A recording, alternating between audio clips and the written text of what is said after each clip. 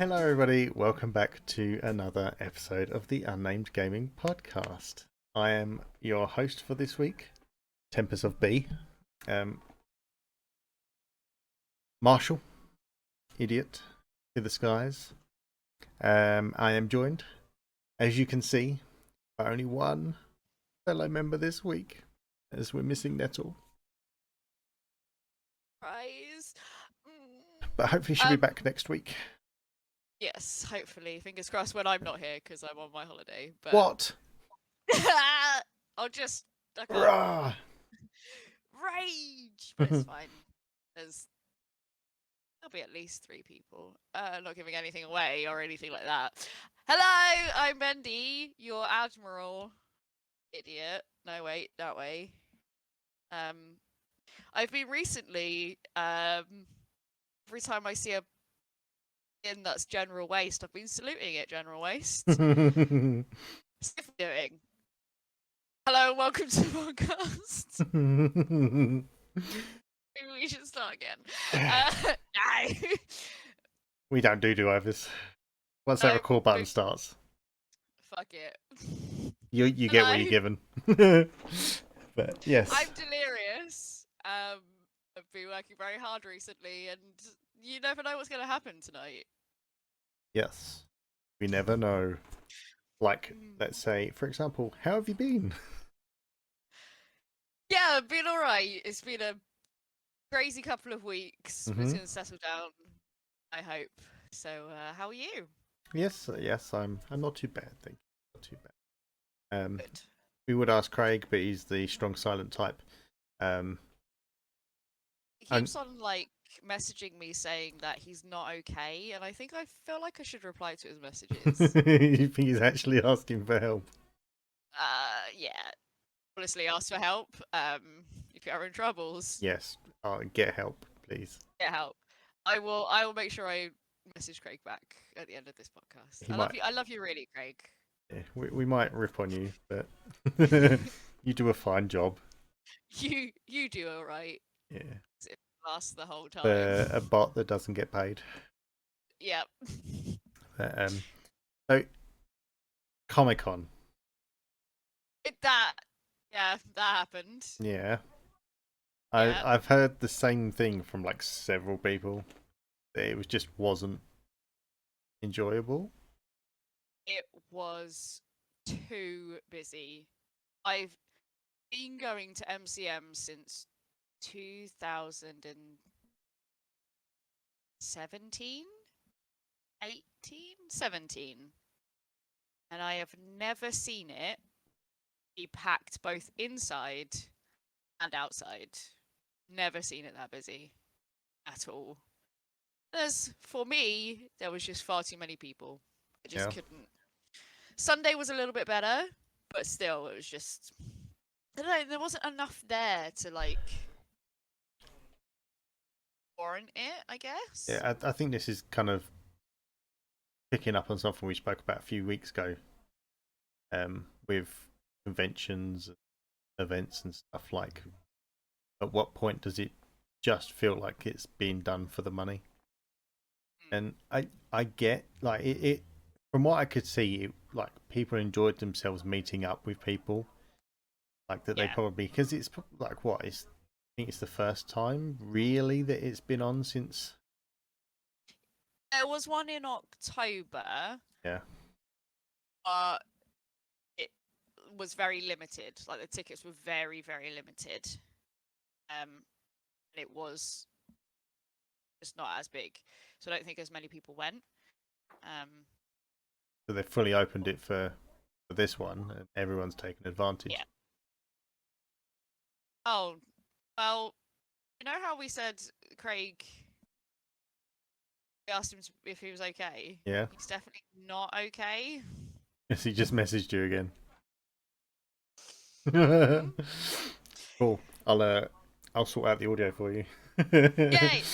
Perfect. So audio by Tempus. Yeah. Anyway, back to MCM.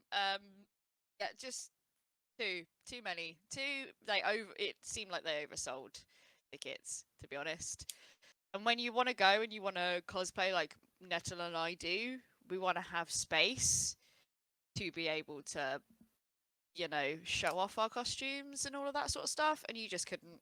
You were just like this the whole time. And for somebody who's still a little bit worried about COVID, I didn't enjoy that at all. Yeah, But, I mean, I can understand like the inside being busy and everything because that's where people want to go and do stuff. But like when I've been before, there's been crowds of people outside, but you've never not been able to move anywhere. But the fact so that the whole green area was just covered with people. It was, yeah. I'll see how it ends up going for October and stuff, because if they have that many people in October when not that as many people will be outside because the weather and all of that, you can't, it's going to be colder, and it was nicer weather, so having all of those people that are outside inside as well. Oh, look, it's a dog. yes, we have Hello, a guest. dog. Hello, dog. Can you do recording? Sorry for all the listeners there. Tempus's dog just turned up. They watch us on YouTube. There's another dog barking in the garden. So he's just making sure. She's telling him off. Sort it Giving out. him the look. Yeah, the MCM, it was fun. Obviously spoken to Nettle since everything come up. She actually went home a day early from it, didn't she? She'd go weekend, and she was just like, she's had enough. Went home a day early, and she just said it's literally everything was just the same, selling all the same stuff inside. Yeah, that's very, very typical for MCM anyway. But they didn't have enough interactive stuff. And if you did want to go and play Genshin Impact, which is a free mobile game, you could have downloaded it right next to the Genshin Impact area and played it. You didn't need to wait that long. The queue was huge, absolutely huge, and they've downsized like the D&D area too. Like it's smaller, like the board game stuff. Yeah, smaller than it was. There was a lot less tables. I only got over there to like meet a friend, and there was hardly anything there, and it just seemed packed because it's like one place that only people can sit down. Right next to it was that's the side quest area that had the gaming consoles, and usually they have more than like 4 or 5 retro games. Like they had like 4 or 5 places where you can play. Yeah. Like that's usually you've got a couple of rows at least. That sort of stuff. So I'm hoping October they might make that a bit better. Well, maybe they won't. You think they might be smart and not like they might have thought to themselves, we can get away with this because we've got the outside area and it's generally supposed to be nice weather.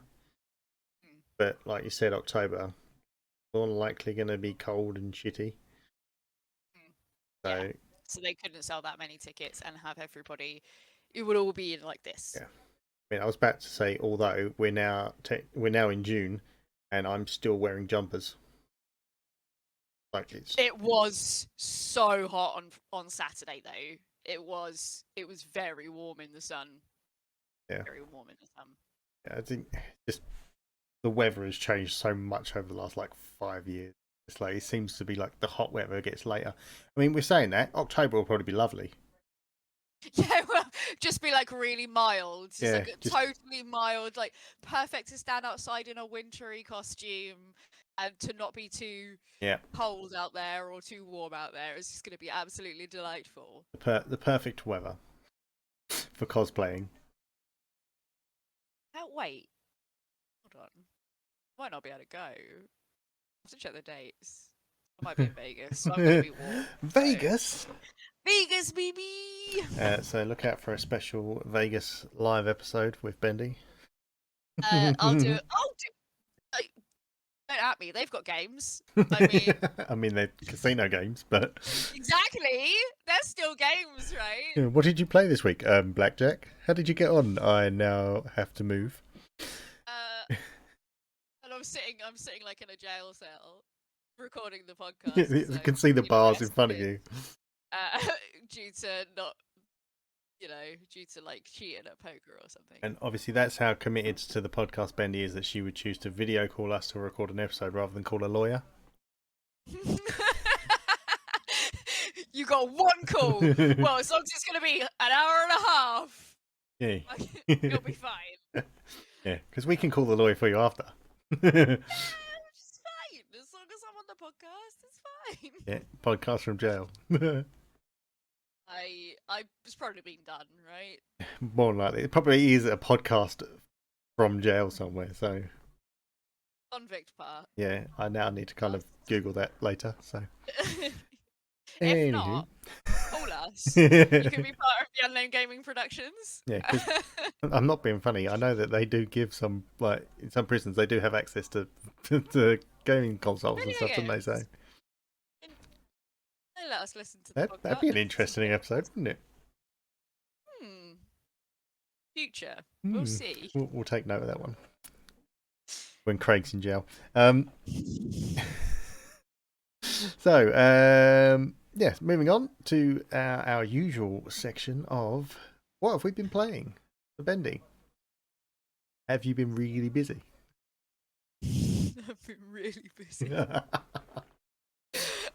been really busy. So I had like, I went and saw My Chemical Romance in Milton Keynes a few weeks ago. So that took up like a whole day of the weekend, and then the weekend after that, I was working on my costume for MCM. So I didn't play anything then. And then I had MCM, so I didn't play anything then. But, I mean, I play Wonderlands every Thursday, so I played that again. Nothing else to say about that. So it's just grindy now, and it's like, cool, more things to get. Okay, a shrine piece. Yay. Woo. Has it not got to the point where you might just want to start with another character? No, because I kind of want to get all like we're achievement hunting. We're trying to 100%. Or Halzonks. Or Halzonks. So whether we get there, I don't know, because one of them is to upgrade every single like STU or SDU. Right. So like the backpack and the ammo and all of that, and the grenades, or not the grenades because I don't have grenades. Whatever it is, all of those, and it costs in total 300 million gold. Jesus.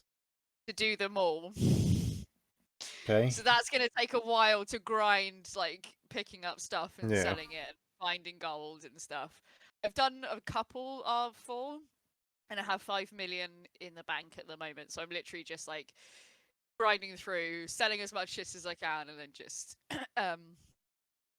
then going and getting those. So that's like, this is the not fun part, but the part you want to get. Yeah. And then we'll start the DLC soon. But I'm not a fan of the chaos stuff, which is like your end game stuff. And I know there's a secret boss that somebody's told me who you fight as the secret boss.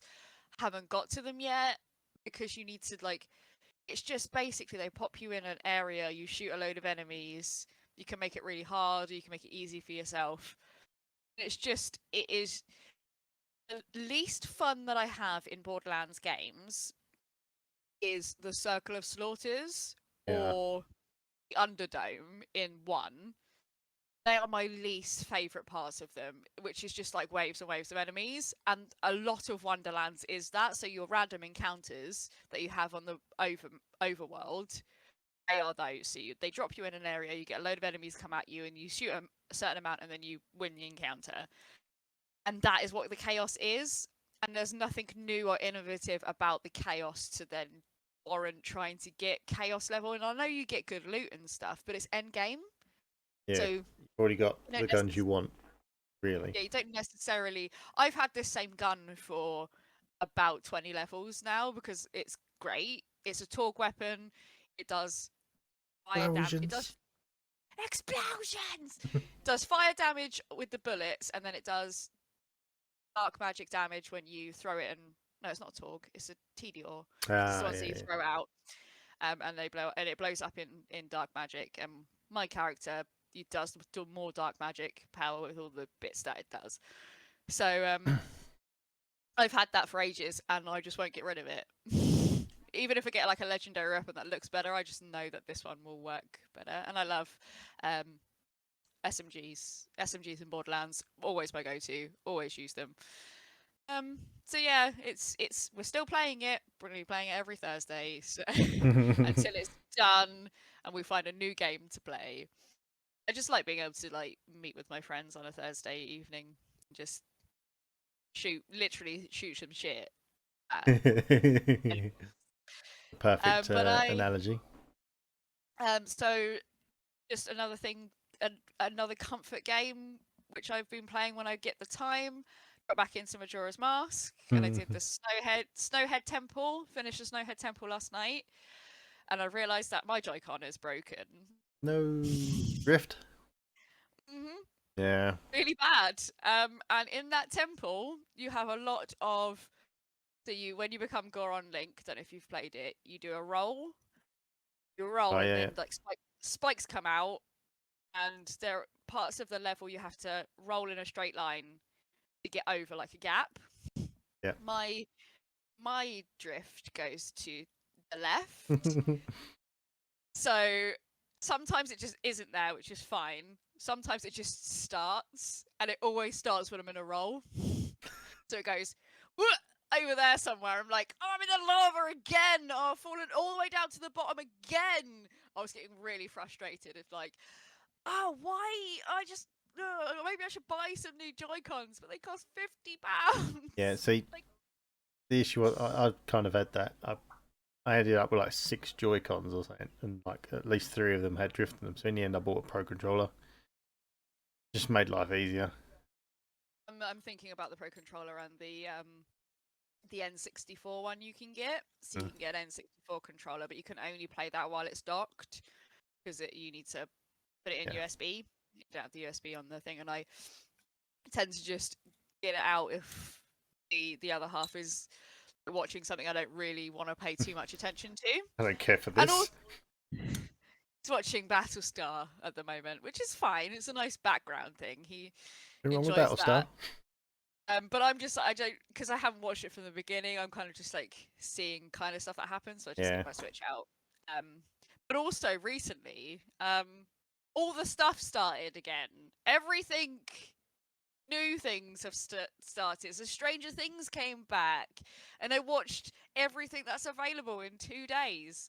And how long are each episode of Stranger Things? Oh my god! Like some of them are like movie links, aren't they?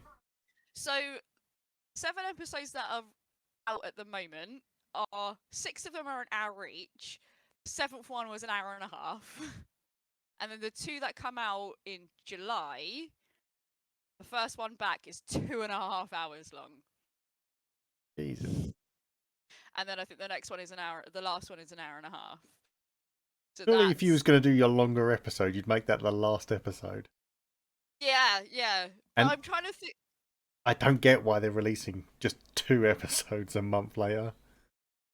I don't understand either. I guess because like the 7th episode is a good like stopping point. Like they could end it there, well, and then move on to like move on to a 5th season.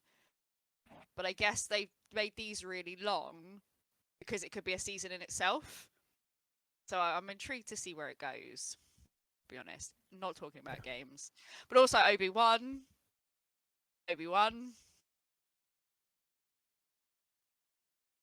So The Boys comes back on Friday. What was that? Oh, The Boys. The Boys comes back on Friday. Yes, I'm in on that one. Umbrella Academy at some point this month as well. Couldn't get into that. Maybe I only like it because the comic was by Gerard Way and yeah. So, so I've just. It's a lot easier to watch things than play games sometimes, especially when you've only got one big TV and that's where my Xbox is. So I need to sort of throw the other half away. Get out of the living room. Be gone. I want to play my games. But I'm excited to get back to playing some games and coming back after my holiday and having actually played and maybe completed some games. Tempus actually went on for longer than I thought for 2 games. That sounded more like chatter. It's I tangent because I have nothing else to talk about, but I mean, picking up on those things, Stranger Things. I've only seen the first 2 seasons. it's fine. But I do want to watch them. I don't know why I never really got with it. I'm terrible with things like that. Like I'll watch something and then I'll just kind of go, I'll get on that in a bit later, and I just won't go on it. But what I think I want to do is I'm going to watch them all from the start again, just so it's all kind of fresh and I can binge it all. It kind of surprises me a little bit because of who the bad guys are, or who the bad guys are named after. Yeah. And especially in this season, when I went, are you using? Wait, that's actually what? Okay, I thought that was just a Critical Role thing, but no, that is a big D&D thing. It is a big D&D thing.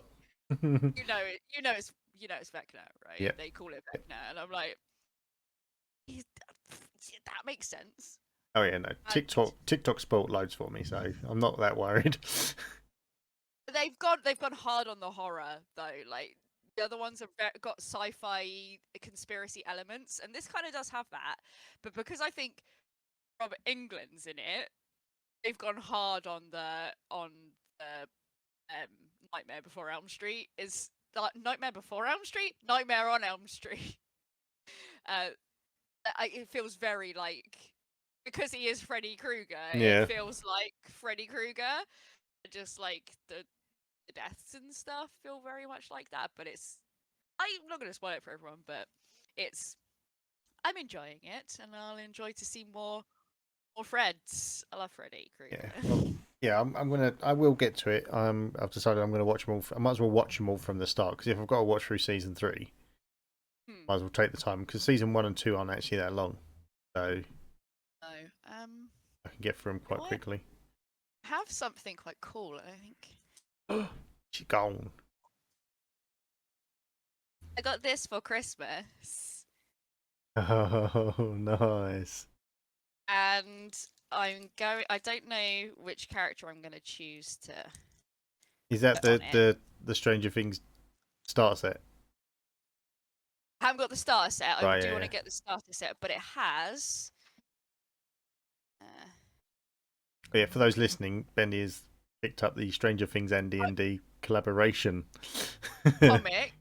And at the back of it, it has a first edition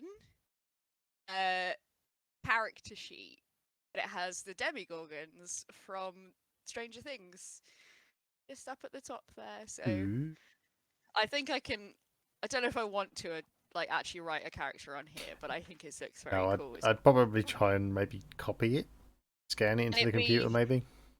Yeah, and it being first edition and I play 5th, it might not work. Yeah, do it. Like fifth makes playing D&D so good. First edition is like, the early editions are all quite complicated with things. Yeah. Like you literally need to be, rather than just lumping them into like acrobatics and stuff, it's like everything you had to be proficient in every separate thing, like swimming, climbing, all that. Everything was separate. Because when I was starting D&D, we were starting on 4.5, which was like that. Yeah. And then what were you thinking? And then we switched over to Dragon Age for a little bit, and then that campaign kind of went out the window. And then that's when our friend got 5th edition, and it just made life. It made things like more streamlined. Yeah. And I don't think it's not as scary for new players, I don't think.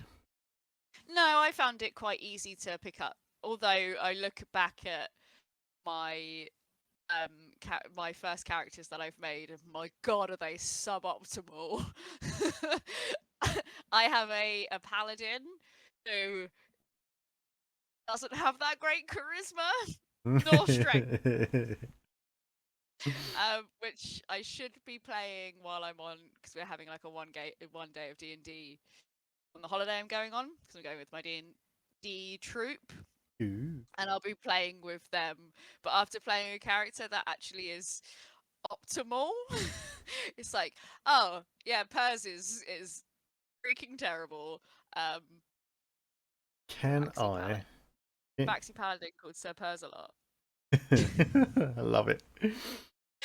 You need to find someone that will redo your stats, like a special Oh, I cleric that will like purge you, and you can respec. That's the one I was looking for. Respec. no, she's 25,000. It's it's fine. Like I I just know if I ever make a paladin today, it needs to be they need to be strong and charismatic, rather than just okay across the board. I just wanted to take the tough feat rather than an ASI, but Yeah, my first character was a half orc cleric of the war domain. oh, War Domain's great. Yeah, and I was literally our frontline tank. I had the most kills in the party. I think for about 6 months they moaned that I wouldn't heal, and I was like, "I'll heal you after."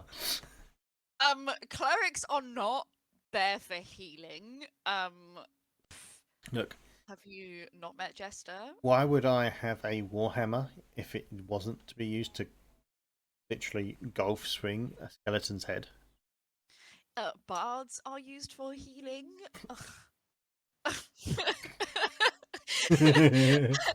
Healing word is a bonus action.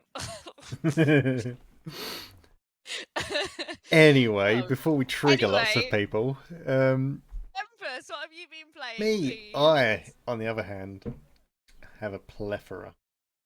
Yeah, tell I say me. plethora, it's like 3 games. But I played through. I did it again, the same as with Hades. I've played it like the year after it got all its hype and awards and everything. But I played through It Takes Two. Did you enjoy? Brilliant game, absolutely brilliant. Every level, if you get a chance, play it. Is on the Game Pass. And you can do couch co-op. But every level is so much fun. The designs are brilliant. The music in it is brilliant. And it gives you like different abilities for each level as well. So you're not kind of stuck just having the same things going through. So every level, you're trying to think differently about how you're going to solve the like puzzles and things and get there. I thought it's funny, like well scripted and everything. I can see why it got so many awards and things as well. But yeah, I definitely recommend playing that, even being a year late. So We can be as late as we want to be. fashionably late. All right. We can do what we like. My 'Cause we're podcast. right. You played it, Tempest, and you completed it. So well done. Yes, go me. Oh no, actually, I played 4. So that was one. One. I've been playing Planet Zoo. Yes. Spent far too much time making my zoo like up the middle and then symmetrical in every single way up the sides. That's what those games are about. Pleasing to look at. Yeah. Or if you're like me when you play theme park, a disaster. Oh yeah, no, I made 2 zoos. The first one was kind of a case of just plop, plop, plop, plop, plop, plop, plop, plop, plop. Filled the space, and I was like, do you know what? It just ain't good. Like, actually planned out. So Too much chaos for my mind. it was long and strenuous, but it was worth it. I've just started playing through Monster Hunter Rise. Again, came out last year. For the Switch initially. I'm playing the PC version. Really good. I'm loving a lot of the changes they've made from World to this. They've streamlined, like when you're collecting materials, you used to have to collect. You got 3 picks out of like bone piles and mining points. So you'd minor point. You'd have to do it 3 separate times to get the stuff. In this one, you search the thing once, but it gives you 3 picks. They've streamlined that. They've given you a dog that you can ride, so fantastic. Oh. They've given you this zip wire thing that lets you kind of climb up walls and get to high places. They've really made it like really 3 dimensional. Like they're reusing maps from Monster Hunter 3 as well, but they've obviously redid it so that you're able to get in places. But the one thing that I would say that I'm annoyed at, and that I don't understand why. Apparently, it's how old games used to be, but I don't remember it being like that in Monster Hunter 3. That's the first one I played, because I'm sure I did all the story missions with my brother and his friend. But in this, the story mode is single player, and then they've got this other little multiplayer section that just gives you monsters to hunt. But whereas Monster Hunter World, you could do everything, like all the story in that together. Like in Rise, you literally join a lobby and you're both running around all the same area doing all the stuff. So why can't you just play the story together? Like, and that's the thing, like and the loading times are so fast in it as well. And I know World's been out, like, I think it's like 2016. It's a while, but like when you was doing multiplayer stuff, that you had your own instance of the world, even though you were in the same lobby together, you had your own instance of like your overworld, but then you couldn't be together until you went into like this one gathering hub. Whereas this, you're in just, if you join, like, say I was to join your lobby, I'd be in your instance of the world, and we could all run around and do stuff, but I'd still be doing all the missions and stuff still myself. Is it MMO then? No. It's basically, it gives you monsters to hunt. It says, here's a monster, go hunt this. Then you load into the area, wherever the monster is, you run around and you fight it. It's either you or up to 4 people. You can play with other people online, but it's not like a big open world thing. No. And like it just really perplexes me as to why you've gone from like this really good story mode in world to kind of, I'm not like, you've gone forward with so many things that have made this game really fun to play, but you've gone backwards in the fact that you're making me play a story on my own in a game. I'm going to be honest with you, like, it's a game that I don't really like playing on my own. Yeah. You know, it's the kind of game you want to play with other people. You can get the like strategic stuff of how to kill that monster. It's just fun to go in as a group and do stuff. It kind of just, and especially if like you're having because some of the monsters are a pain in the ass. And that's the whole point. Some of them are like, you know, if you get knocked out 3 times, mission's over. You have to start again. You get 50 minutes to fight a monster. You run out of time. You have to go back, start again. And like the thing is, like, you could be having trouble with a monster and you can't ask for help with it. Because you used to be able to put up like SOS flares they were in World, and random people could come in and join and help. And it you know, like I said, some monsters are more difficult to fight than others, and if you're having trouble, and you know, it might put you off doing it. Especially the way that this story works is like with World, it was a case of you're following this big Godzilla style monster, trying to find out what's going on, then you end up finding all these different areas, finding all these ancient dragon, elder dragon things. You have to fight them or whatever and stop one of them from escaping and stuff because it's this new ultra breed. Whereas this, the story idea is brilliant. It's about protecting a village from a rampage, basically a stampede of all these big monsters. How are you supposed to protect a stampede on your, like, do a stampede on your own? You know, you expect more than one monster at a time, yeah, so but like, you should be able to have more people.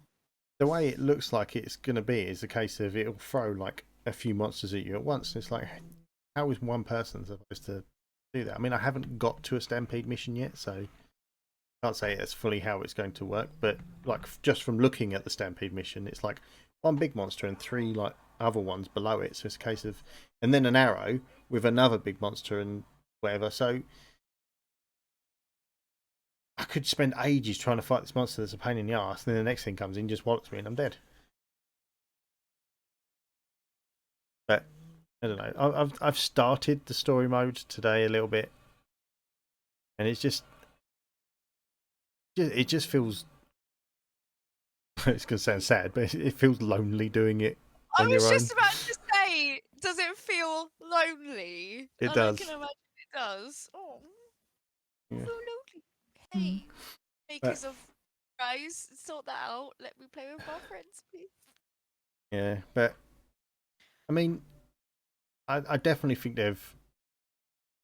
the difficulties is proper lowered though, because I fought this thing the other night. There was 2 of us fighting it, and it took like 10-15 minutes to fight it. Obviously, that's wearing it down till it gets to the point where you can kill it or capture it. Blah blah blah. Took about 10-15 minutes. I did it today, solo mission. Took me 2 minutes 39 seconds. So, and you know, it's like, have you really? Is the like difficulty difference like that much lower? Like, is that why they want you to do story mode on its own, because things are notoriously easier to battle? I know things are going to be more difficult than that, but even still, it almost took me half that time to actually find the monster. It's what I mean. So I'll see how it goes, but I'm like I said, I'm enjoying it when I play it, and the gameplay and everything that they've done to it is really good. It's just baffled me that story mode is singular. But anyway, the last one from me. I've saved it for Wait, last. you said 4? Yeah. Oh, wait. It Takes Two, Planet Zoo, Monster Hunter Rise. Yeah. I've saved this Sorry, one I for forgot last Planet Zoo. because I've just started playing Dishonored. What you... Okay, Dishonored 1, yeah, obviously. Okay, what are you doing? um, I Where are you? What's going on? I've only been You playing know it how I for feel about Dishonored? I know, that's why I saved it for last, because I thought we'd be talking about it. I'm not gonna lie. I tried playing Dishonored 2 a little while back, like maybe a year, maybe two. I remember it was a while, and I didn't really get on with it. I think I got seen pretty much straight away and bullied, and I was like, I can't play this anymore. But hearing you go on about how good they are, I thought, oh, they're all on Game Pass, So I thought I'd download Dishonored and I'd give it a go, and I'm really enjoying it actually. Like, I'm not like, sometimes I'll be annoyed that I'm being caught, because I'm not being great at stealth half the time, and I'll be annoyed that I've been seen. But you know, it's been really good. I kind of like the story where I am. It's been out a while, so you know, spoiler alert if you are planning to play it. But I've just killed the Overseer, so Yep. I guess you know where I am in Are you story doing game wise. are you doing a high chaos run, or are you trying to do like a mid chaos? Because you can't do low because you've been spotted. So Oh yeah, no, all of my chaos is higher than at the minute, so yeah. okay. If you do want to run through again, try and do all of the so murder everybody now. That's Yeah. fine. Do all the murders. You know, it's an assassin game. You are supposed to assassinate, but do go back and try and do all of the non-lethal ones, because they are it just enhances the story just a little bit, because you can get some like really good snippets of like dialogue and stuff, Yeah. which you don't get if you murder them, because you usually do it from quite far away or Well, whatever. my issue is like, I'm trying to not murder. Like, it sounds funny. I'm trying not to murder people. If I get the chance, I will knock them out. There are certain people, like the guys. I tried to sleep dart him, and he's got this mask on, and it just bounced off his face. Donk. Yeah, so I was like, well, you're dying then. And like, I've used my runes so that when I sneak kill people, they turn to ash because like bodies. What bodies? Clever. Yeah. Yeah. Yeah. Clever. But I'm trying to do all of the side missions like as I'm going in. I've missed a couple of runes because I got too preoccupied with saving the life of this general. Uh, oh no, it was the guy that the overseer was trying to poison, the uncle of someone. But Yeah. like there's one point I was in a professor's lab or something, and the maid saw me, and I was just like, well, you gotta die now. You gotta die now, bitch. No witnesses. See what I'm bad with these games because if I get spotted, I like save every 5 seconds. If I get spotted, I'm like reload, reload, get back. Sometimes I just feel like going on high chaos and just go, everybody's dead now. Yeah. But it's with chaos ratio things, they do affect the story. So playing it again, trying to do like the non-lethal stuff, will actually give you a different ending, which is really cool. It's got good replayability. Yeah. Do you know if any of the DLCs and stuff are on Game Pass, or is it just the main game? I have no idea, to be fair. I don't know if it'll tell me or not. I don't think they are because a lot of things that go on to Game Pass don't have the DLCs with them. Yeah. Like if you do want to play them, you can buy the DLC to play it with the game you've downloaded. But because I finished the Knife of Dunwall, but I've never played the Witches of Brigmore, which leads Knife of Dunwall leads into the Death of the Outsider, which is one of the spin-off ones, which I haven't finished yet, and then the Witches of Bridgemore leads into 2. You basically meet the antagonist of 2. Yeah. In that DLC, and I was wondering if you'd be able to play those because I really enjoyed the Knife of Dunwall because you're not Corvo, you're playing as somebody else. Has slightly different powers, so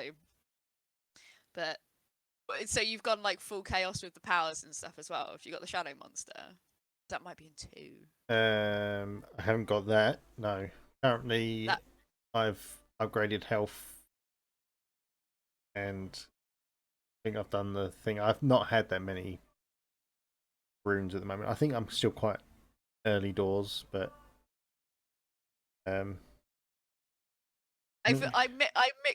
mix them together because I can't remember which level is in which. I think the Clockwork Mansion is in 1, which is one of my favourite levels in any game ever. And then in 2, you've got Time Mansion, where you have like a time device that switches time. Yeah.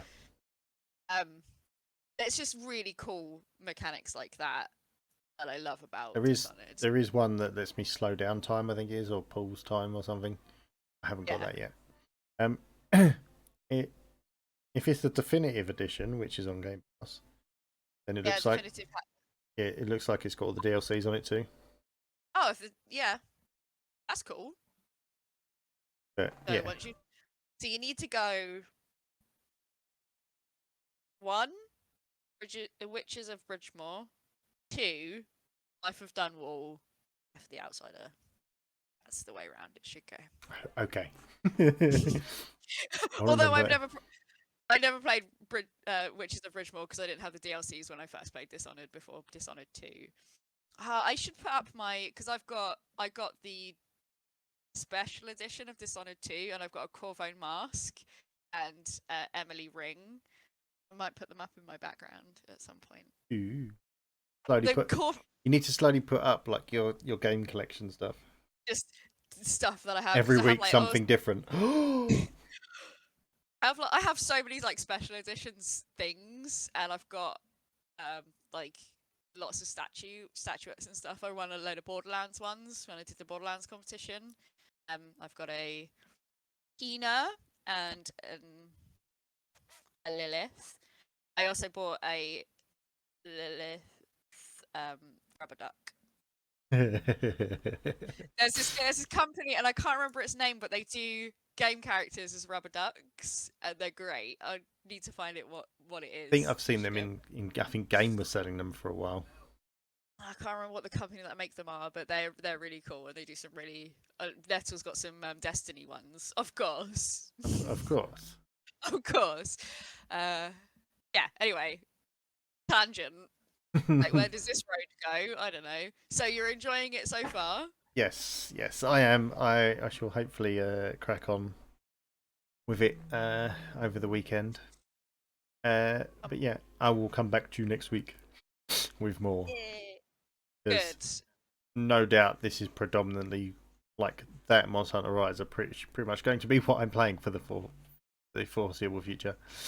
So you're done with Hades now. Hades done. I am still playing Hades, but I think I've spoken enough about Hades.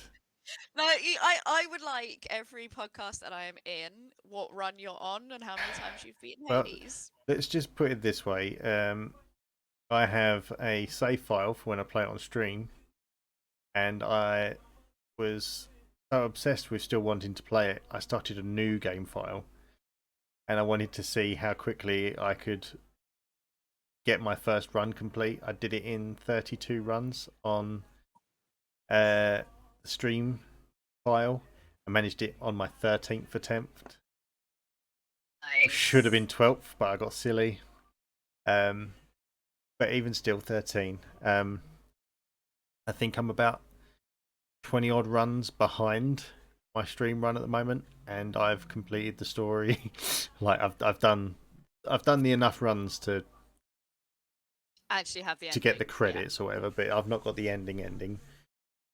But I feel the thing is, I feel like it's a better save file, because I know what I'm doing and I'm spending things differently. Like at one point I had 2,000 darkness to spend because I couldn't spend it at the time, but I was more prepared for when I did unlock things. But yeah, nice. No, still enjoying Hades. There's that. We love Hades. Yeah, the Unnamed Hades podcast. I think I'll be on there for a long time. I think I'm going for the full completion on that game, and that doesn't happen to me very often. I believe in you. Thank you. You can do it. Thank you. Anyway, those are the copious amounts of games that I've played this week. Good, great. I'm so happy and proud.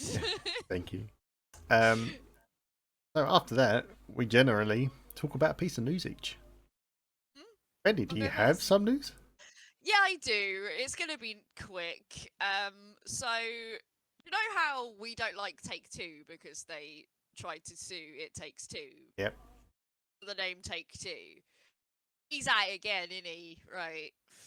They're not suing people, but there was an article I read today. Take-Two CEO, what's his face? Strauss Zelnick. Says having games on subscription services on day one doesn't make sense. So he's basically saying anything that's published by Take-Two, you're never going to have on any of the streaming services. Which is weird because Take-Two published Outer Worlds, and Outer Worlds was one of the prime games to go on day one on Game Pass. Okay, Take-Two. I guess I get his point in the fact that we don't make as much money if we put the game on Game Pass day one, because we can't charge 70 quid for it. And all those people are going to get it for essentially free. You're clearly not doing good enough deals for your games to get them on Game Pass or on Sony's subscription service. So maybe you should be better at negotiating that, firstly. But it feels like he wants a bottom line rather than helping a consumer. Yeah.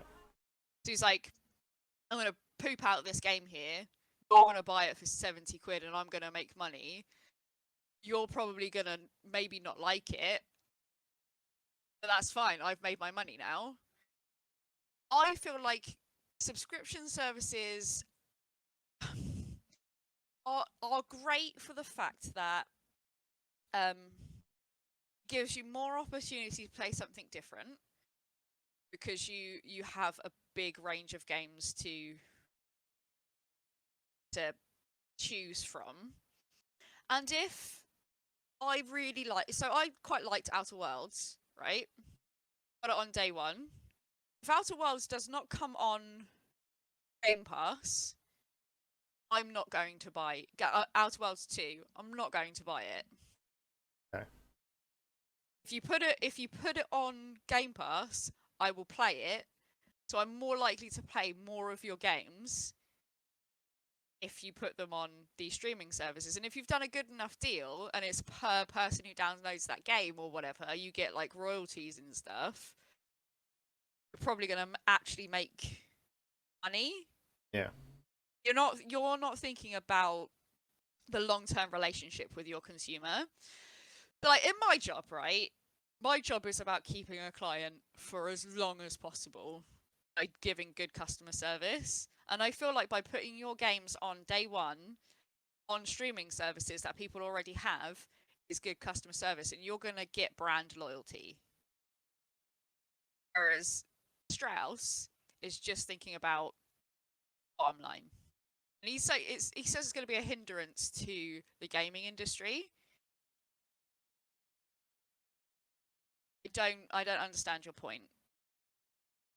No, I mean, obviously, if they're getting the games that go on the streaming services, must be getting some kind of income for putting them on that streaming service. They're not just going to let it get away on there for free. But it's like, No. I mean, he, like you said, you can see where he's coming from in one regard, because Sony have come out and said that as well, that all of their AAA titles will not be going on this streaming service day one. Like, yeah, it said that in the article, yeah. But then, is it Outer Worlds? That was the one that was like, it was Obsidian. They got the people who made Fallout New Vegas. That's it. It was the open like RPG, space RPG. So it was New Vegas in space. Yeah, I did play that for a little bit. It wasn't bad. Yeah. It wasn't bad, but it's not my kind of game. There's just far too much going on for me. I'm very just give me a linear thing, let me go. But like I did quite enjoy it. I found it quite funny. I think it was the trailer for it that actually might have pulled me in, because it was quite comical. It was, what was it? It was the E3 trailer, wasn't it? Where it was like, we're gonna have this scanning shot of a character whose name we don't know yet because we haven't built him. It was that, wasn't it? Yeah, we're taking the mickey about all of these epic trailers, which was great, which is so Obsidian. Like, Obsidian have that sense of humor, and yes, that drew me in. But I don't think I would have bought it on the back of that trailer. The only reason I played it is because it was on Game Pass. Well, that's what I'm saying. Like, I gave it a go because it was new on the Game Pass and it looked quite cool. But like I said, it wasn't my kind of game, so I definitely wouldn't have paid money for it. But yeah, again, your point you made was that game went onto Game Pass day one release. Like, it's probably thinking, we didn't make enough money out of that. We didn't make enough money out of our Sony sales because it went on both. So they clearly didn't sell enough on Sony, but how many people played it on Game Pass?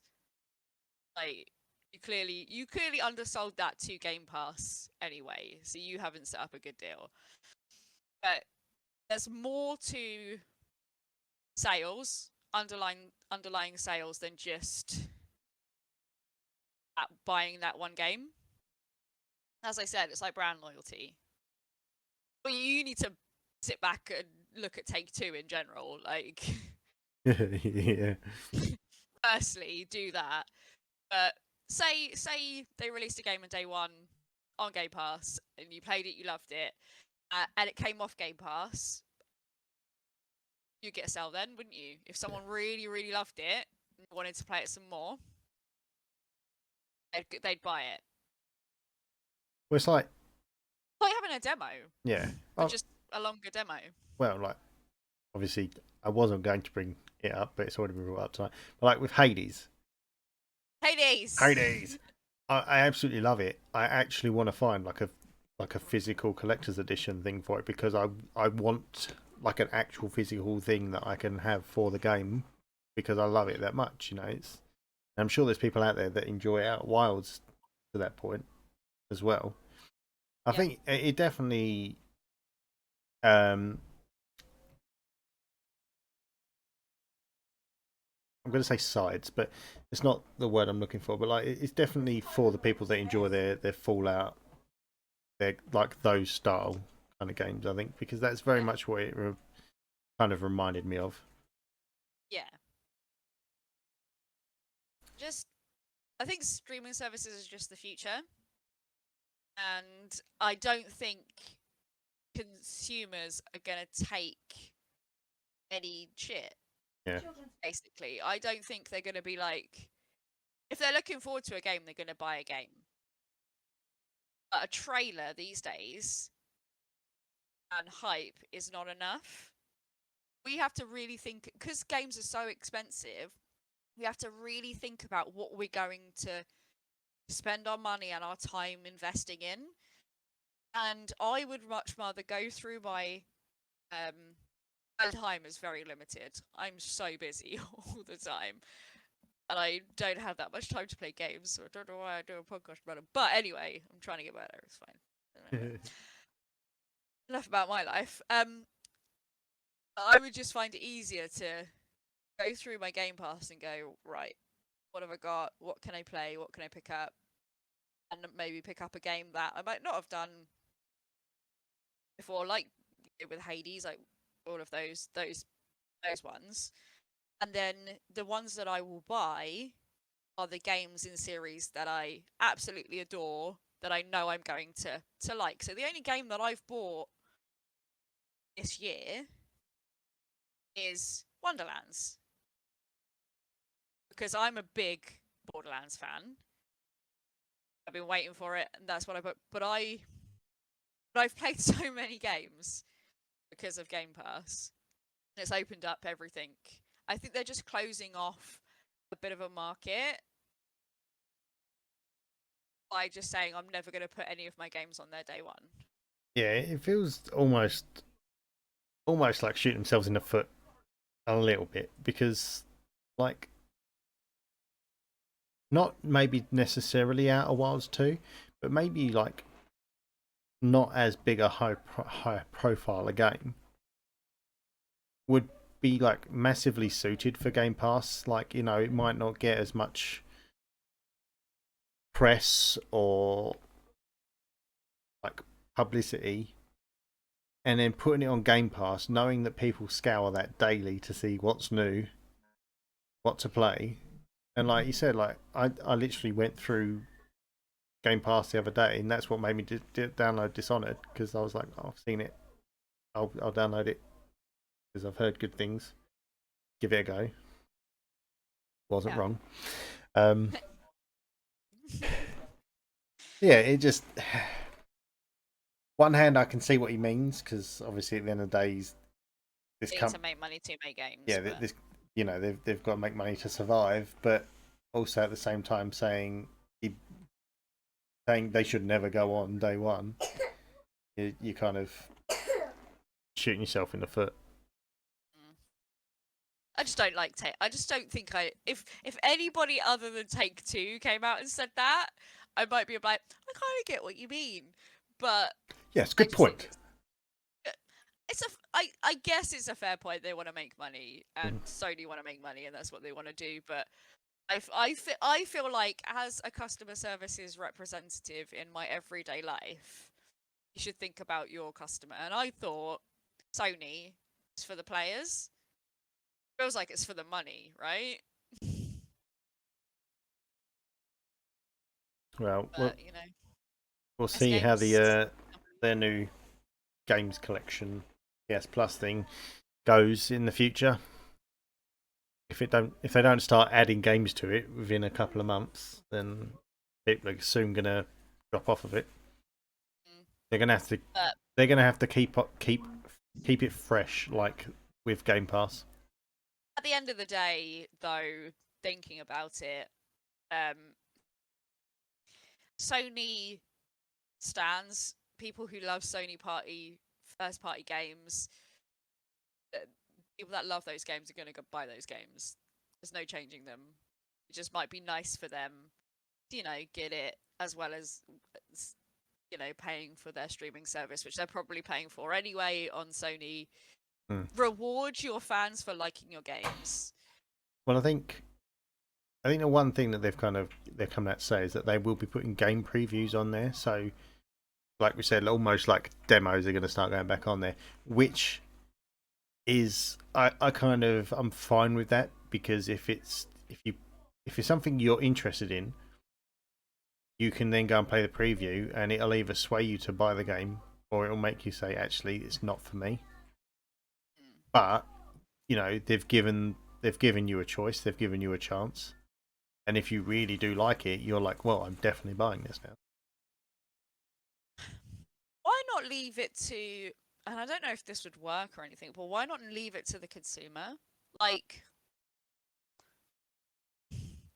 what I mean by that is, like, if you put a game onto a streaming service day one and you really like it and you really like to play it, give the consumer the option to then donate. Because if they're worried about not making money to be able to then create games, which I understand, I totally get, maybe that should be then on us to then help out the companies, yeah. Because that would really help. Almost like a tipping service after you've played the game. Yeah, and then it's like you're not breaking the bank by having to spend £75 on a game, but you're still adding money to almost like service. I don't know if that will work. Like those restaurants where you pay what you pay what you think you'd pay for a meal. If you know what I mean? Yeah, I've never heard of those, but that sounds. I think they're. This is a £1 meal. Oh no, people would definitely take the piss, but it's like. I don't know if it's more in America, that kind of thing. You'll have to, obviously, any American listeners, you can correct me on this, but I've definitely seen them before. It's like, how much would you pay for this? And then that's how much you pay, but obviously without taking the piss. Yeah. Because I imagine there's like a bottom line to things as well. But yeah, so I mean, I think it's one of them topics where pros, cons, ups, downs. You'll have people agreeing, disagreeing. Basically, I'm a cheapskate, and I just want everything for free. Because I'm a millennial. Actually, isn't that more like Gen Z? But anyway, yeah, I just want your games. Give me all the games, all of them. Give me them. Anyway, that's my news. Oh, it was a quiet news week this week, I have to say. There wasn't much going on. I mean, until this dropped today. Tempus's news. Yeah, I mean, to be fair, I didn't really look for much. I just saw the trailer and was like, oh, let's talk about this. So, the new trailer, second trailer for Pokemon Scarlet and Violet drops today. And it gave us a few new glimpses of things, as well as some information. So, obviously, first off, starting off, release date. Actually got one. Ooh. November the 18th will be the release date for what did we say? Scarlet and Violet. There we go. Look it up. The trailer obviously gave us better looks at the 3 starters. It also revealed three. I think it was 3 new Pokemon. It showed us the look like regular Pokemon. It showed us the look of. One was. Do you know your Pokemon very well? I know the first generation of Pokemon. We're around the same generation. Let's think. Yeah, I mean, yeah, but I've played them all. Think Oddish. Fairly. Right, got Think yeah. oddish, but instead of the leaves on his head, it's got an olive. So I can't remember his name. Is he a martini? Do you know what's funny? Is there's a guy on that I follow on Twitter. Used to do things with Game Grumps, but he's like an artist, and they stayed up late to watch it so that they could do drawings of stuff. And one of the weird drawings he did was they had it with the cocktail stick through it in a martini glass.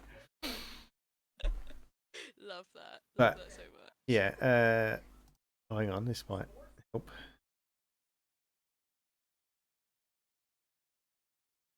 All right, yeah. So that thing was called Smoliv,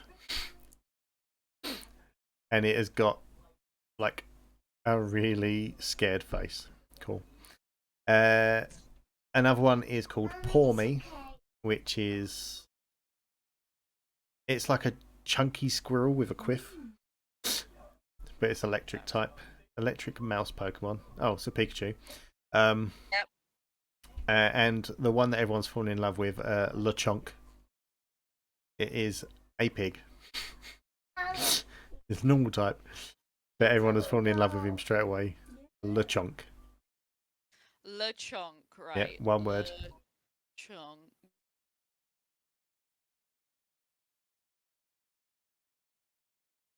That's a place, apparently. Right, Pokemon at the end of it.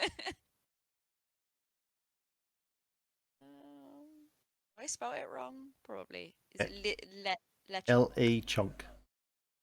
L-E Chonk.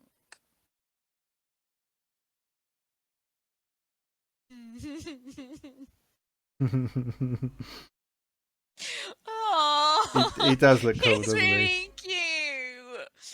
Oh. Yeah, no, he looks good. But yeah, so they're the three regular ones they showed off in the thing. They showed off the fact that there's going to actually be a different Pokemon professor for each of the games as well. I'm sorry. What is it? What is what? What is it? Oh yes, you've found Smoliv. Smoliv. Yeah. This one is cute though. Yeah, that's Pour Me. Oh, that's my legend. That's there too. Yeah, so we've got two. I'm going to find this. Here we go. So we've got a professor for each game now, separately, and the professors kind of mirror the legendary Pokemons that have been revealed as well in this trailer. So for in Scarlet, you've got Professor Sada. She wears obviously the professor's coat, but underneath she's wearing almost like caveman style, like skirt and boob tube. And then Professor Turo, he's wearing more like a space, like space mechy kind of undergarment thing. Can't really explain that any better than that, to be fair. But yeah, they obviously mirror the two legendaries, which are for Scarlet, Coridon, and for Violet, Miraidon. Now, looking at them, I'm guessing they're kind of being modelled on lizards, whereas Coridon looks very much like got the feathers and the long tail and the webbing between the feet and that. Are you looking at them now? Yeah, he looks like an Asian dragon. Yeah, he's got like two big horns on him. Swam. Yeah.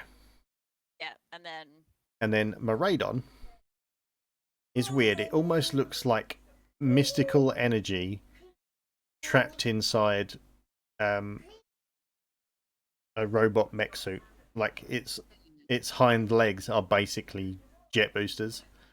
It is It is a very odd. I mean, I know there's metal Pokemon and stuff. I know that there's metal Pokemon, but it just feels weird that your legendary is. Yeah. It's got like rocket boosters for feet. Although looking at this picture now, it does look like it's almost got its feet on the front. So like it'll almost kind of transform so it can stand on them, kind of thing. So like these little bits The little flaps, yeah. there will flap out Yeah, we'll kind into of go feet. like that into feet. Yeah. Yeah. But it's the way his arms are as well. It feels very unnatural. Like Yeah, it does feel like energy in a mech suit. yeah, That's exactly the way you described it. and like seeing both of them, that fully swayed which version I'm buying. The caveman one? Yes, I meant because of the legendaries. Because of the pretty lady. Not because of the lady in the booty. No, No. definitely not. But the other big thing that actually I found out about it today is that it will now have 4-player co-op. So That sounds like fun. it's open world like Legends Arceus. Literally, you can run wherever you want, and a bit like Sword and Shield, although Sword and Shield wasn't quite as open world. You still had your routes. Whereas this, they've said it's pretty much open world, run around, do we like, but there's 4-player co-op. So how much fun would it be literally running around with your friends as Pokemon trainers?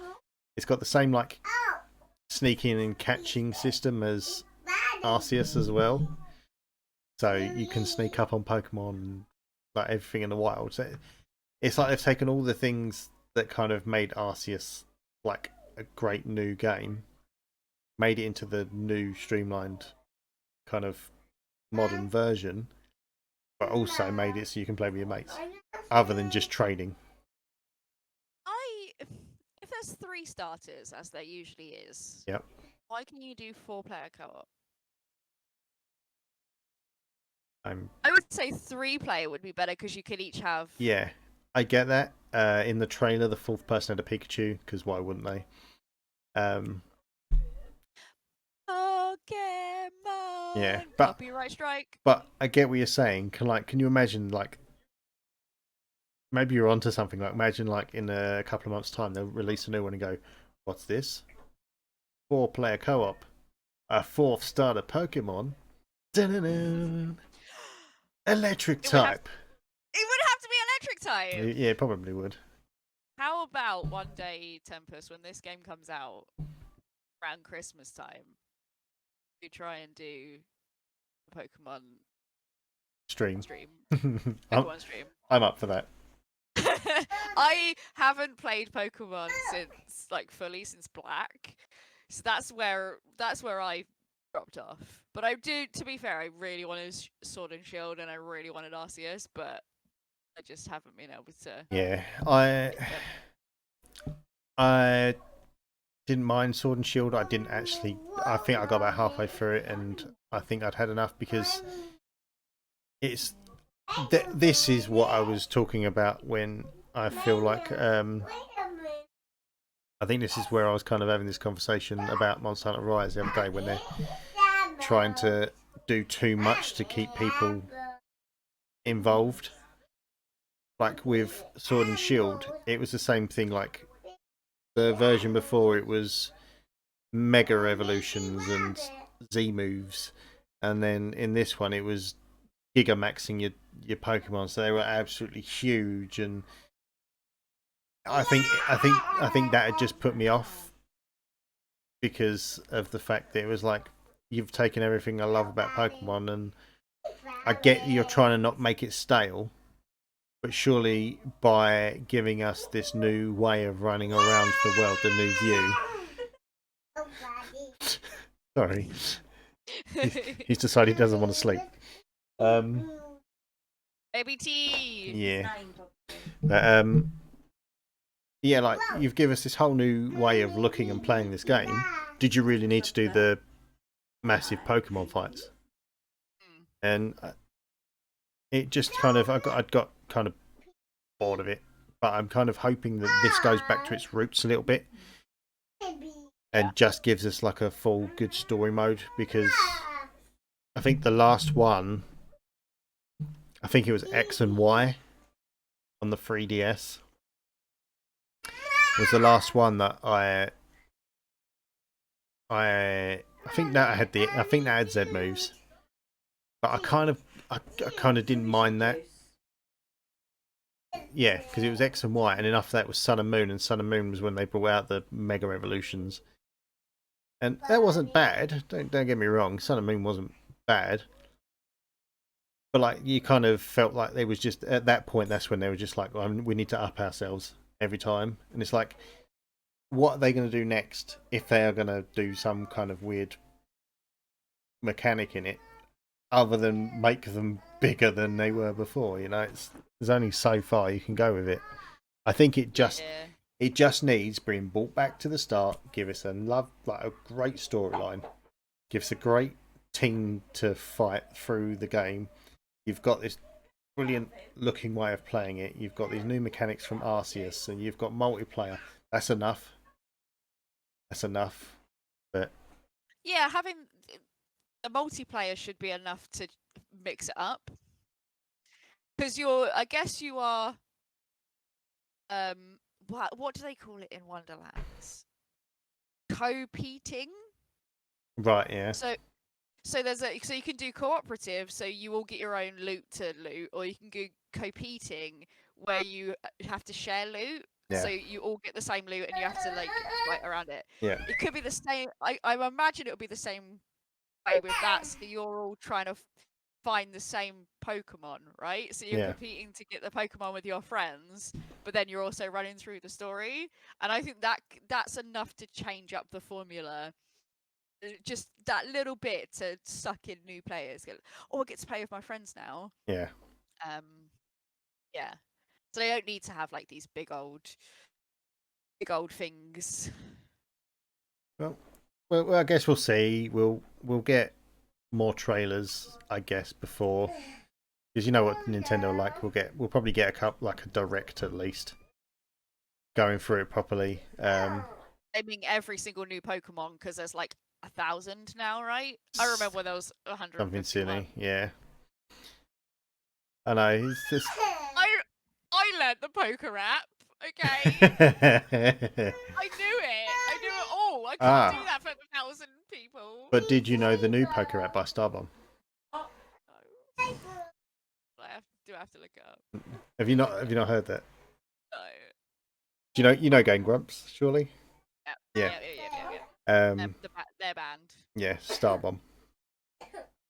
Have you listened to any Starbomb stuff? Fantastic. 3 albums of just pure video game parody genius. Got it. Yeah. But like one of them is, I think it's on the second album. It's the new Poker app, where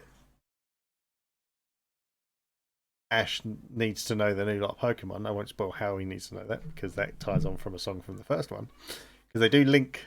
They have linking songs as well, like stories. But Brock says, "Oh, I can help you with that," and he starts naming these Pokemon off, and in the end, it's things like beer and T-shirt and door. But I think I found it. Yeah. I think I found it. The new Poke Rap. Is there a video to it? I'm looking on Spotify. Oh, right, yeah. But no, if you get a chance, listen to all 3 albums because they're brilliant. Okay. But yeah. Anyway, that's my news. That is my news. Cool. We're done with the news. Done with the news. But as per usual, we have a topic/question to finish the episode. Topic/question. Hand movements for those that can't see it. And this week I asked the question: what is a game series that needs to stop or should have stopped sooner? Now, obviously, we might get some slack here. We're just going to put that into the thing. We are prepared to get some angry comments, possibly, on this. But let's start with you, Bendy. Go on in. Let's see who you'll anger. So, I love and hate my answer, but I just really think it needs to stop. And I love this game series, right? Assassin's Creed. I feel like Assassin's Creed should have stopped at Syndicate. Do you know what? I can see it. I can see it. It got to the point where it almost felt like a FIFA game or a WWE game. It was just being brought out every year. So, very like, okay, I completed Origins, and Origins was fine, and the changes that they did to it were great. It became like already Assassin's Creed 3 was too much with the collectibles. The size of the maps now in the new Assassin's Creed just like give me anxiety. Started playing Valhalla and I'm like, there's so much, and this is just this area. I've still got to go to England yet. This is huge. What's going on? I can't. I like that fairly little bit linear-ish. Yeah, they were more linear back in the day. I'm turning them open world as them trying to like update it. And I finished Origins. I never went back to do any of the DLCs. I just didn't want to. I fell off Odyssey hard. Like I played 4 or 5 hours and then I was like, I'll go back to play it because I have Valhalla and I'll finish that and then I'll start playing Valhalla. And I started playing Valhalla and it is nice. It's really pretty and stuff. But I just haven't got that urge to just jump back into it. Like when I played Syndicate, even if we go back and if I played like the first Assassin's Creed, when someone went, "You might enjoy Assassin's Creed," because I used to play Prince of Persia, so it's like, oh, okay, yeah, all right. If it's similar, that sort of thing. I literally did not stop playing that game for a week. I went to work, and when I got home from work, I would just turn that game straight on. I had my dinner, turn it on, play it until I went to bed. It gripped me that much that I just spent my whole life playing it. And those last 3 games have not done that for me. It might be because I didn't pay for them, maybe. I've won all of them Yeah, for but various reasons. I think Maybe. I don't think that would have changed your opinion on them. I think maybe you'd have forced yourself to finish them Yeah, if that's you'd have maybe paid as for well. them. I don't think it'd have changed anything in the case of how you felt about them if you'd spent the money. I get what they were trying to do, but I feel like the way they did it was like that's the Far Cry formula. And Far Cry's its own entity. Like leave Far Cry as Far Cry and leave Assassin's Creed as Assassin's Creed. And I don't know whether it was like the mythology thing that also turned me off a little bit, like how like the 3 games that they've done since Syndicate are all about the mythologies, and I love mythology myself, and I think adding them into games is always great.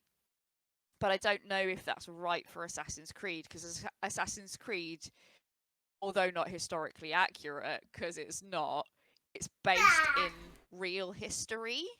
Yeah. And those 3 games went hard on the mythology elements. And then that weird thing that they did with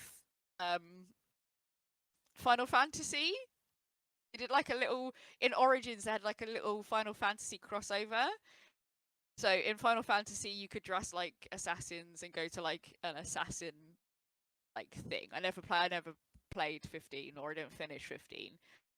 And then there was like a side quest you could do where you get like a sword and you meet someone from Final Fantasy who came over from that world. It was Okay. really weird. I was like, But An odd I guess I'm crossover. like, yeah, I liked the realism, and they took away some. I know Assassin's Creed is not realistic. Like, I understand that point. Um, and it's not historically accurate, but there was elements of it being grounded in reality, in history. Yeah. Whereas they went very mythological, which is not necessarily bad, but it's not Assassin's Creed. Yeah. They should have just tried like a new IP that then went into mythology. And I feel like the only reason they went into it is because God of War did so well. Yeah. Um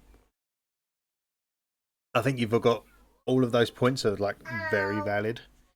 I think open world it was inevitable with Assassin's Creed because even Syndicate was open world to a point. But London is small, is Yeah, smaller than Egypt, Greece, and yeah, England and Norway. yeah. It's different going from a city to an entire country, and Yeah. I think that's when that's the things with open world.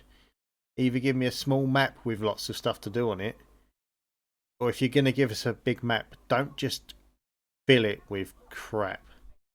Like that was my issue, like my one kind of like negging point on The Witcher. Such a beautiful game. The maps were massive, but there was just so many question marks to go and look at and do. And I get that they want you to put a lot of time and effort into these games that you've paid for, and I appreciate that. But at the same time, if I open a map and it's just a sea of question marks, it like you said, like anxiety. It just I look at it and I'm like, what do I even do here? You know, it's like I might have gone into it thinking, do you know what? I'm going to try and complete this game. I'm going to go for it. And like a good example of that was I was doing that with Infamous Second Son, and I spent so long doing all of the collectibles. I got so bored of playing the game, didn't finish the story. Oh, that's wrong way round. You finish the story, then you go do the collectibles. That's the thing. I wanted to clear the sections and then do a bit of story or whatever, and it just got to the point where I'd spent. But that's the thing. It's like this. I think my point, not necessarily the fact that I'd got bored, but like the fact that I'd spent just there was so much time and effort gone into looking for collectibles, rather than just giving me a really good story with the odd few bits to collect here and there. Like I think God of War has got like an almost perfect amount of things. You know, there's like some boards you need to open, and there's the Valkyries to fight, but you can do the Valkyries after the game's finished. You know, they're not necessary. You don't even have to do them if you don't want to. Um, they have got like the couple of off worlds that you go to that they're like spammy, like fighting rings and things like that. They're a bit out of my comfort zone. Like you said, I'm not really a fan of wave after wave of things. Um, but it didn't have like 70 different collectible charts that you needed to then fill up. Yeah. I think they tried to like they tried to take elements from past games that people enjoyed, like sailing in Black Flag. Yeah. And then they sort of built it around that. So like how can we put more sailing in Egypt, which is notoriously dry? Landlocked, yeah. I don't think it's landlocked, but almost. No, and you've got the Nile, Yeah. but it's mostly a desert. It's like, well, we're still gonna sail, because we need to go to Greece, because Cleopatra, Mark Antony, and you know, okay, you could have just let me ride this really amazing camel that I've got. I'll be happy with that. Yeah. They did the same. They did the same with Odyssey as well. Like you sail around the islands of Greece, which kind of makes sense, but There's a lot of islands. there's a lot of islands in Greece. And obviously you have the longboats sailing from Norway to England, in which I haven't got out of Norway yet. But it's like the sailing of Black Flag wasn't the fun bit for me. The story of Black Flag was fucking brilliant. Such a good story. Like pirates in it was basically Pirates of the Caribbean, but with assassins and Templars. Um, and I think I don't know. I just feel like they've lost that side of it. And you also, I don't know, the, outside of Animus sections and things like that were a bit weird, and the story behind the Animus and that side, like, I appreciate that you have the ability now to choose what sex you are, and it's your choice of who you're gonna. But I don't like the way they shoehorned it in. It's like, oh, there are 2 DNA streams here. Which one do you want to be? Maybe you should have like just thought about, I'm going to do a female Viking here. That's it. You are the ancestor of the female Viking. Yeah, just like honestly, when it says right, we're going to load into the Animus, when it first loads up, you just then choose, rather than making it like a big point of it, like you said. But they did a great job of having 2 with the twins. Yeah. In Syndicate, and with Syndicate, they have their different strengths as well. I liked being able to, like, you are forced to be Jacob in some missions, and you're forced to be Evie in some missions, and other ones you can choose who you want to do. And then in the outside world, you're just always Evie because Evie's the better one anyway. Like, Jacob's great, but Evie's my girl. I was always Evie, yeah. Love her. Because that's the thing. I played the first Assassin's Creed. It was good. I'm not the biggest Assassin's Creed fan. I loved Syndicate. I thought Syndicate was brilliant, and I don't know if that's because of the fact that there was a choice of characters and it's in London, and I know London and stuff. But like, I think coming back to your take on the fact that they've, like, these last 3 games have really dipped into the mythos. I think you've almost hit it on the head kind of thing, because like everything before that, it was about this secret assassins group fighting the Templars for these things, and then the last 3, it looks like it almost feels like they should be different games. Like, they shouldn't be called Assassin's Creed, because like when I look at them, it doesn't shout assassin to, like, the assassin from the Assassin's organization. So when you think of Assassin's Creed, you think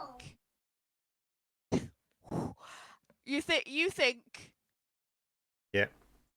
Right? Yeah. Flipping in the air. Hay bale. When you can't do that because you don't, it's not high enough up because you're in Norway, which is notoriously flat. Doesn't make sense. They should have just made a game called Valhalla. Yeah. And then just been like this is the because we like history games. This is the history of the Nord invasion of England. You will see those characters. This is called Valhalla. This is what we're doing. It doesn't need to be Assassin's Creed Valhalla. No. I think, again, like, picking up on it, yes, they did kind of take things from history, but it was fun the way that they didn't kind of keep things separate, because you take Wolfenstein, for example, with the fact that they did it so that the Germans won the war and all that kind of thing. It's good when you kind of change the way things are played in story wise, and like with Syndicate in the DLC with Jack the Ripper. I've never completed that DLC because Jack the Ripper's really hard. He's really hard. He's scary. Yeah, guys. but that's what I mean. I think it's good when you do a twist on things, but there's different from taking a twist on it but keeping kind of like your whole Assassin's kind of straight curve to, like, from Odyssey, like you said, they've almost made completely different games, but they've just thought this won't sell if we don't put Assassin's Creed on it. I think it would have done, though. I think if they had just done like maybe like not Age of Mythology, because that's a game, but like you give it a name, an overall branching name, like Assassin's Creed, for example, something to do with mythology, and you got Origins, Odyssey, Valhalla. Yeah. Like history of mythology or something like that, like an overarching branch name, and then you had those 3 games underneath, so it could be its own contained thing. It didn't need to be Assassin's Creed. I think that's my point. They're not bad games. No. I'm not going to turn around and say they're bad games. I just don't think they should be Assassin's Creed games. I think Assassin's Creed needs to be the way. They wanted to mix it up because it wasn't doing as well with Syndicate, although I personally think Syndicate's the best one. They tried to mix it up, and they did a good job in making a good game. I just think it's too different. You know what I mean? Yeah. No. Yeah. So I just feel like it should have ended at Assassin's Creed and at Syndicate, and then they should have just gone, these are our new IP. It kind of look like Assassins. The thing is, you can still, like you said, you can still keep the essence of the Assassin's Creed thing. But, like, I think even they've realised that people have had enough of it because they're not bringing one out this year. Or it might have been last year. No, Valhalla was last year, wasn't it? They're not bringing one out now, like this year. They're giving themselves time, I think. It's every 2 years now. So Odyssey was 2000. Origins was 2016. And then, 2018 and 2020. Yeah. So this we should have had one this year, I think. Well, let me citation needed, fact check. Yeah, well, we've not heard any news yet, but I guess if there was going to bring one out, they'd let us know eventually. But like, obviously, they're going with this as well. Is they're going up through forward in history, aren't they? So they've gone from like Egypt to Greece to Valhalla. It's like, I mean, it'd be cool if they did like a Crusades one, but like you said, that's Assassin's Creed 1. So that's oh yeah, Crusades. I suppose, yeah. I suppose, yeah. But like, yeah, but like not, but like you said, like if they were separate games from thing, you could do a Crusades game, be a new one. but you were like a Crusader from England,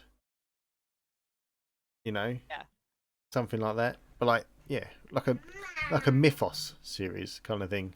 Yeah, Mythos. Yeah. Yeah. Mythos Creed or whatever. Yeah. I was wrong. It was because it was a gap between. So it was 2015 was when Syndicate came out. 2017 was Origins. Yep. 2018 was Odyssey, and then Valhalla. I'm pretty sure that was 20. 2020. Yeah, 2020. 2020. Yeah, so I guess I'm surprised we've not heard anything then if they're intending to bring one out this year, but I don't think they will. Early 2023 maybe. Yeah, but what have they got? Yeah. My idea was the Cold War. Yeah. 1980s US and Soviet Russia. Imagine like that game, but you're playing an agent from each side, and it keeps switching your story. Or you choose, or you pick a side, and you can play through their side, and then you can play through the other side. Had Rogue, which is where you played a Templar. I think that was Rogue or Brotherhood. No, it was Rogue. Makes sense because you're a rogue. So you play a Templar and a Assassin, and you switch around. But you're wearing shoulder pads and or neon. A mullet. And a mullet. Because it is the dazzling veneer of the 1980s. I love it. Yeah. So like, I knew that guy. He was my granddad because you're in the Animus and you knew him because he only died in like 1991. He's literally alive next to you still. They've just wheeled him in, plugged him into the machine as well. We're just gonna take a bit of blood from him, and you can just see his adventures. What's going on, Billy? What are we doing here, Billy? Oh, I remember when I did that. Nothing, you commie. Oh, I'm uh, a Templar. Okay, Grandad. sure you were. Yeah. We believe you. So Ubisoft, call us. Yeah. We have a great story for your new Assassin's Creed. Assassin's Creed Neon. How does that sound? I like it. I like it. Oh no, wait. Assassin's Creed Neon Cold, That's because it's it. about the Cold War. That's it. Gotta be. Call us. Yeah. I think That's me. That's I think that's a good shout. That was a very good shout.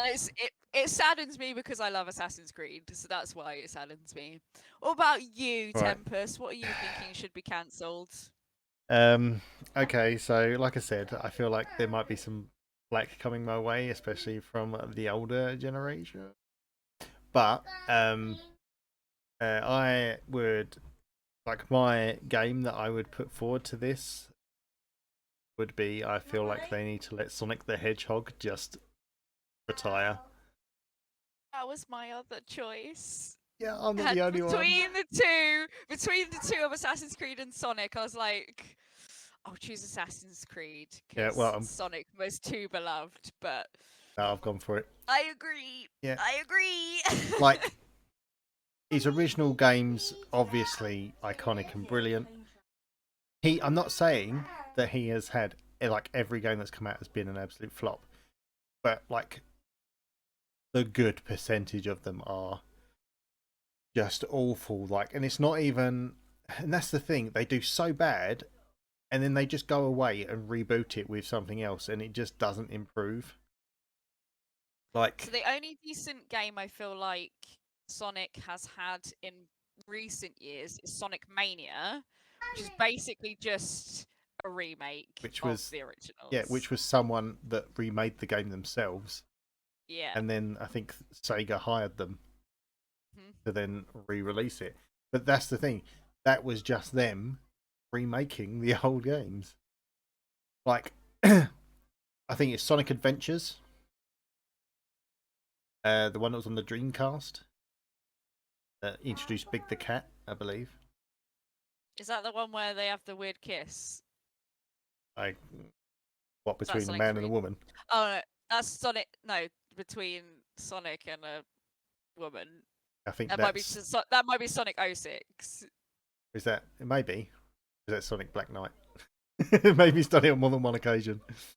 Sonic Bad is Yeah. what it is. But like Sonic Adventures was decent as a first time kind of 3D adventure. I want to say first time. I'm not up like the most up to date with. Was that the one that was also on the? Was that the game? No, wouldn't have been on the GameCube, was it? So we had I think it obviously was something else. Sonic the Hedgehog, Sonic the Hedgehog 2, Sonic CD, Sorry, I should have. which was pretty good. Sonic 3, Sonic and Knuckles. Like a lot of these are like really, really iconic games. Half of these games I've never even heard of. Sonic Advance. Now that was a good game. Yeah, Blaze the Cat was the other optional character you could play. You should play a game of made up or Sonic character at some point. Yeah. Because they've got some weird Here it is, characters yeah. in Sonic. 98 Sonic Adventure, and then there's Sonic Adventure 2. And then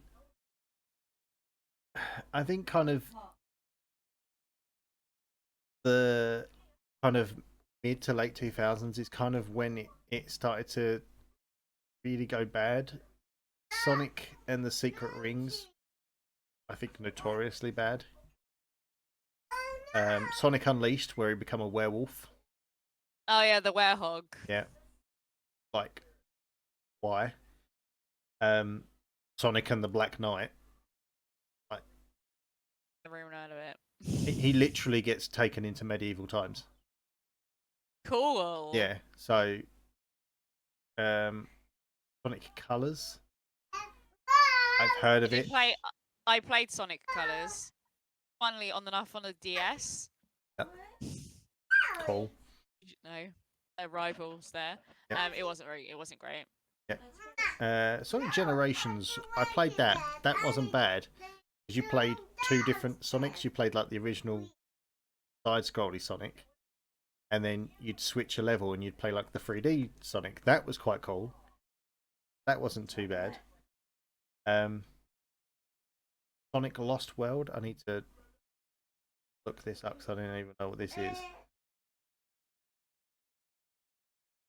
Cool. Okay, there's some really weird looking monsters on the cover art. But I think notoriously it's Sonic Boom and especially Sonic Forces. They're fairly recent, right? Sonic Boom and Sonic Forces? Yeah, Sonic Boom, they all had a remodel, and Knuckles was just a really hench dumbass. Yeah. But Sonic Forces was the one where Sonic got captured and you created your own Sonic character. Yeah. But that got like notoriously 2017, that one. It was Sonic 06 that had the weird anime girl kiss. was it? Yeah. So they have done some dubious things with Sonic in this time, and I mean, I'm going to count these now. How many games he's actually had released? So, 7, 8, 10, 12, 13, 14, 15, 16, 18, 19, 20. That's just side scrollers. So I'm just going to put up for the listeners. This is what happens in Sonic 06. See that anime girl there? That's kissing Sonic. And in the background here, Knuckles is like, what the fuck Knuckles is is just happening? watching on. 5. Yep. You got 14 3D adventures, including Sonic Frontiers, which is a new one being released this year. Yeah. I will say it does look okay. Almost feels like they've just gone back to basics with it. It's open world apparently, so ish. But we'll see. But I think that's what's made like brought this around to me, because I'm like, I'm not going to count like all the racing games because they're like a group thing. It's like Mario Kart, and you don't really count them as like a Mario game, do you? Anymore as a racing game, but like, But do we, if we're doing this and we're getting rid of Sonic, do we then need to also get rid of Mario? I'm going to say no, purely on the basis that I've just counted 33 games Sonic, and I don't think Mario has had anywhere near that many solo games. I could be wrong. I'm going to go on to Mario's Wikipedia now. We're going to have a look at his games. So Mario has had 1, 2, 7, 12, 13, 14, 1, 2, 23. It's had 10 less than Sonic in that time. And overall, Yeah, they balance out to be better. and I'm counting all of them, but at the same time, you've got Super Mario Bros. And then they brought out Super Mario Bros. The Lost Levels. So it's almost that's almost like just a remake, extended game more than anything. But like, I mean, if you was to name the big Sonic games that have come out over the years, compare them to the big Mario games over the years, the big Mario games always did well, always played well, whereas Sonic just always got it got slated.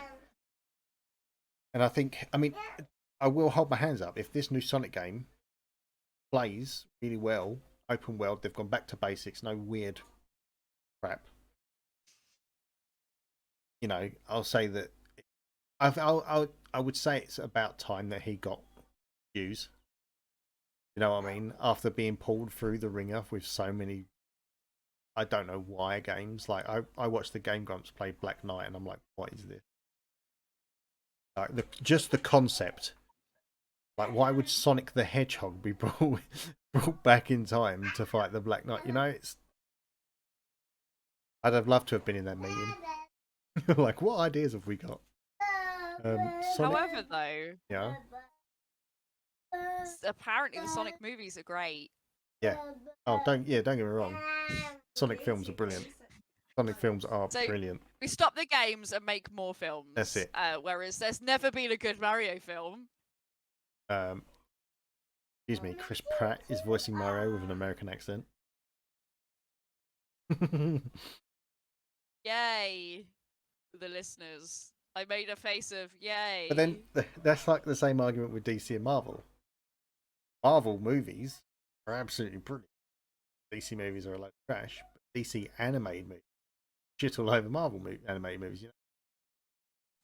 Yeah, DC animated movies are freaking great, and I love them, and they're good. Everyone should watch Gotham by Gaslight. It's brilliant, so good. Sorry, that's my recommendation. I recommend. I mean, I would recommend Justice League Doom, purely because it's based on like probably my all-time graphic novel, Tower of Babel. Not seen that one.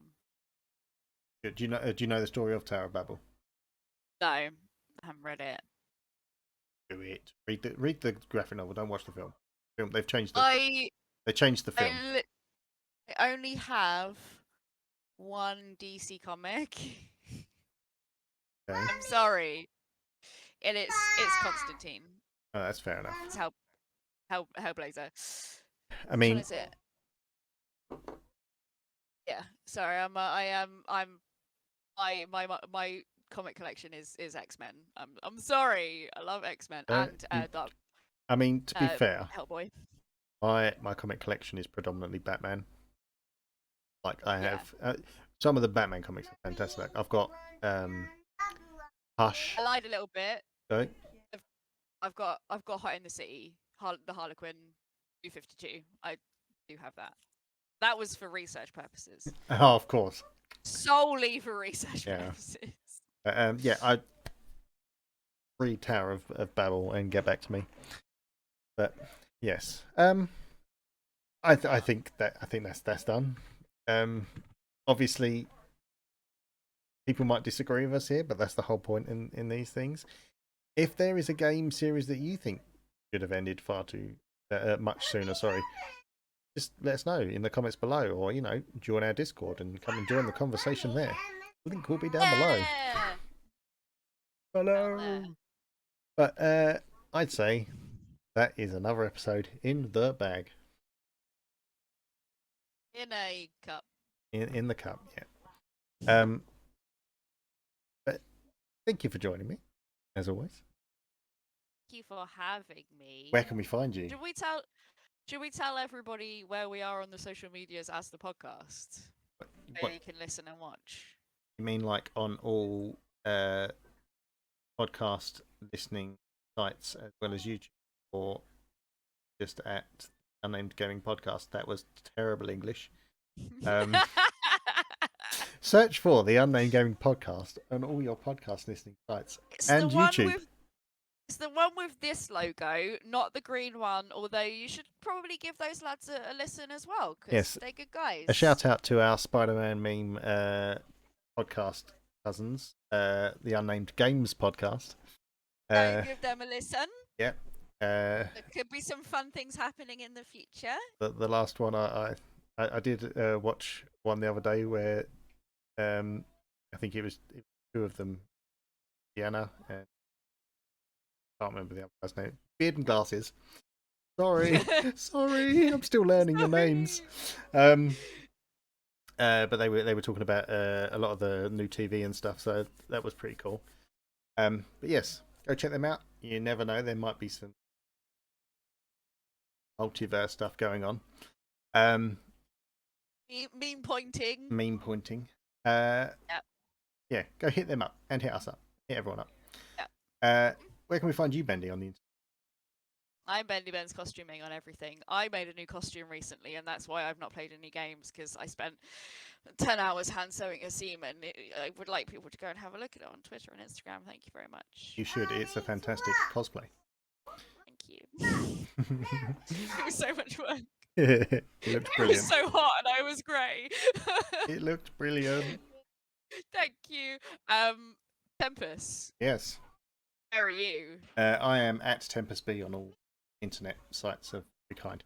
You can also find our missing co-host for the evening at Nettlecreates on everything as well. So her cosplay was really, really, really good as well. So if you like Arcane and the League of Legends, you should definitely go follow over there. Exactly. And I didn't get to see it, but there may be a rage-inducing one from the game that should not be named because it made me quit the podcast. We shall not name it, but if you want to see what that is, go and check out Nettle. It's Elden Ring, guys. It's Elden Ring. But you can find us on Twitter at T_U_G_P. T_U_G_P. Just like that. And obviously, again, on all podcast and on YouTube. Again. Discord in the description. Join us if you want to come and have a discussion. If you've got a question or a topic idea you'd like to hear from us, well, welcome to come join us and throw it in there. I think it's time I go. Yeah. We love you guys. Yes, thank you for joining us. We'll see you soon. Bye. Bye.